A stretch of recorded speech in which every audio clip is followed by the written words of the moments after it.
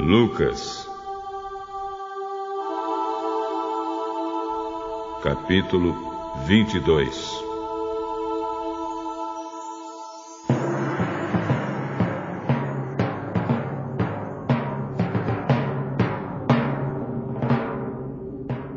Faltava pouco tempo para a festa dos pães sem fermento, chamada Páscoa.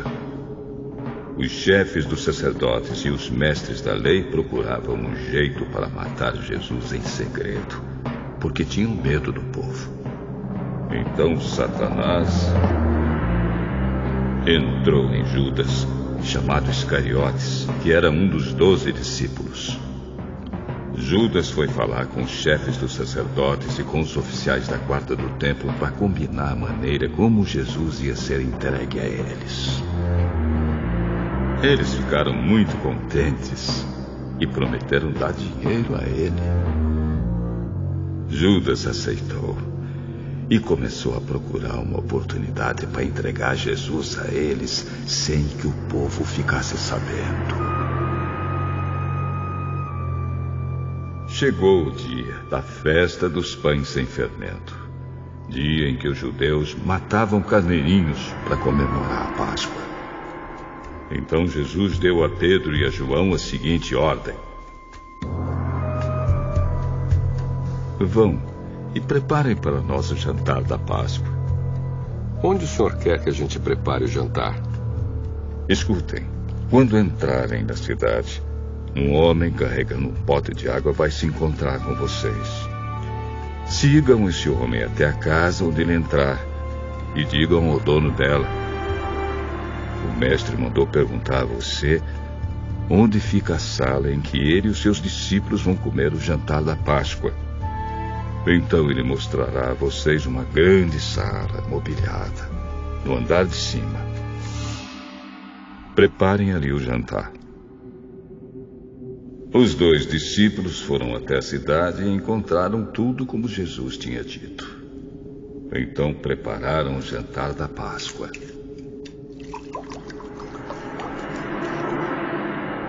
Quando chegou a hora, Jesus sentou-se à mesa com os apóstolos e disse: como tenho desejado comer este jantar da Páscoa com vocês, antes do meu sofrimento. Pois eu digo a vocês que nunca comerei este jantar, até que eu coma o verdadeiro jantar que haverá no reino de Deus. Então Jesus pegou o cálice de vinho, deu graças a Deus e disse: peguem isto e repartam entre vocês, pois eu afirmo a vocês que nunca mais beberei deste vinho até que chegue o reino de Deus. Depois pegou o pão e deu graças a Deus. Em seguida partiu o pão e o deu aos apóstolos, dizendo: isto é o meu corpo, que é entregue em favor de vocês. Façam isto em memória de mim. Depois do jantar, do mesmo modo deu a eles o cálice de vinho, dizendo: este cálice é a nova aliança feita por Deus com seu povo, aliança que é garantida pelo meu sangue, derramado em favor de vocês. Mas vejam, o traidor está aqui sentado comigo à mesa, pois o Filho do Homem vai morrer da maneira como Deus já resolveu. Mas ai daquele que está traindo o Filho do Homem. Então os apóstolos começaram a perguntar uns aos outros quem seria o traidor. Os apóstolos tiveram uma forte discussão sobre qual deles deveria ser considerado o mais importante. Então Jesus disse: os reis deste mundo têm poder sobre o povo, e os governadores são chamados de amigos do povo. Mas entre vocês não pode ser assim. Pelo contrário, o mais importante deve ser como o menos importante. E o que manda deve ser como o que é mandado. Quem é o mais importante? É o que está sentado à mesa para comer? Ou é o que está servindo? Claro que é o que está sentado à mesa. Mas entre vocês eu sou como aquele que serve. Vocês têm estado sempre comigo nos meus sofrimentos. Por isso, assim como meu pai me deu o direito de governar, eu também dou o mesmo direito a vocês. Vocês vão comer e beber à minha mesa no meu reino e sentarão em tronos para julgar as 12 tribos de Israel.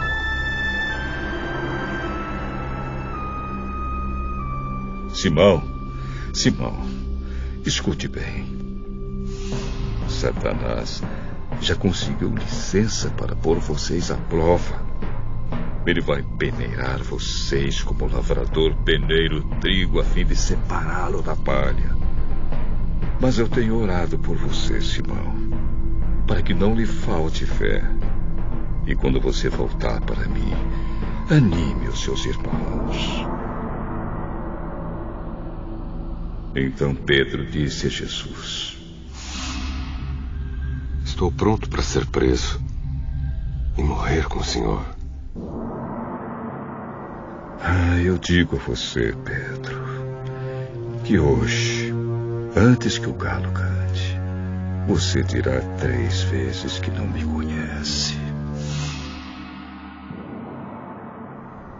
Depois, Jesus perguntou aos discípulos: por acaso faltou a vocês alguma coisa quando eu os enviei sem bolsa, sem sacola e sem sandálias? Não faltou nada. Pois agora, quem tem uma bolsa ou sacola deve pegá-la. E quem não tem espada deve vender a capa e comprar uma. Pois as Escrituras Sagradas dizem: ele foi tratado como se fosse um criminoso. Eu afirmo a vocês que isso precisa acontecer comigo, pois o que está escrito a meu respeito tem de acontecer. Senhor, aqui estão 2 espadas. Basta. Jesus saiu e foi, como de costume, ao Monte das Oliveiras, e os seus discípulos foram com ele. Quando chegou ao lugar escolhido, Jesus disse: orem, pedindo que vocês não sejam tentados. Então se afastou a uma distância de mais ou menos 30 metros. Ajoelhou-se e começou a orar. Pai, se queres, afasta de mim este cálice de sofrimento. Porém, que não seja feito o que eu quero, mas o que tu queres. Então um anjo do céu apareceu e o animava. Cheio de uma grande aflição, Jesus orava com mais força ainda. O seu suor era como gotas de sangue caindo no chão.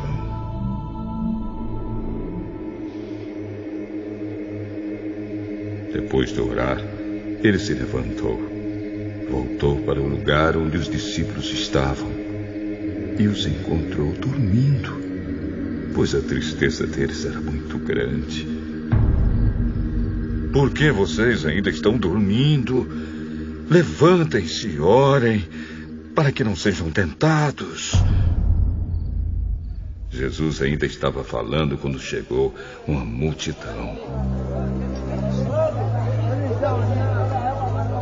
Judas, um dos 12 discípulos, que era quem guiava aquela gente, chegou perto de Jesus para beijá-lo.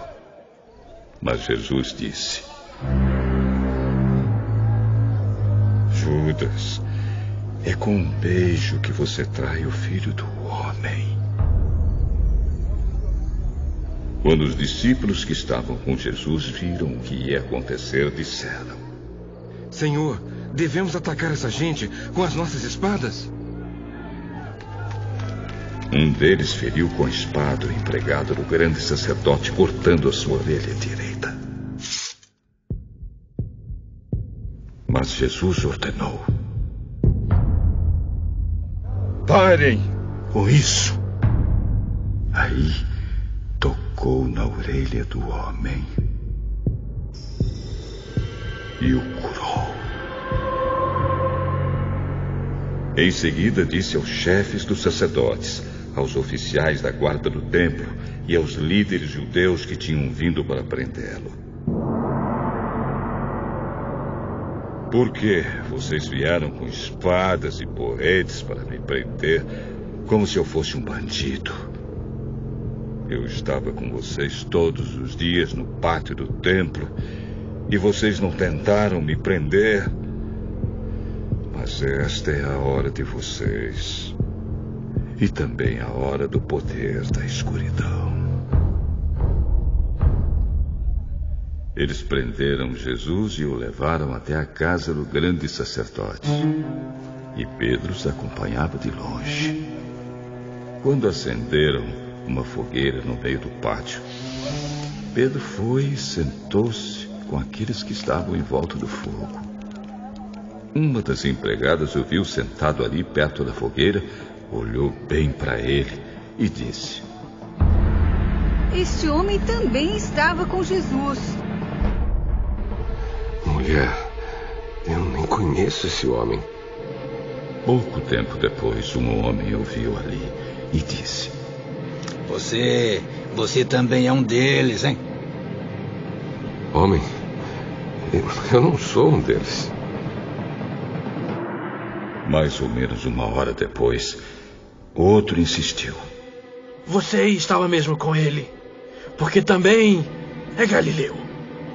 Homem, eu não sei o que é que você está falando. Naquele instante, então o Senhor virou-se e olhou firme para Pedro. E ele lembrou das palavras que o Senhor lhe tinha dito: hoje, antes que o galo cante, você dirá 3 vezes que não me conhece.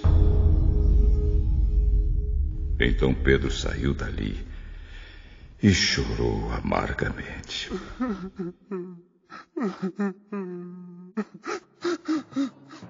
Os homens que estavam guardando Jesus zombavam e batiam nele.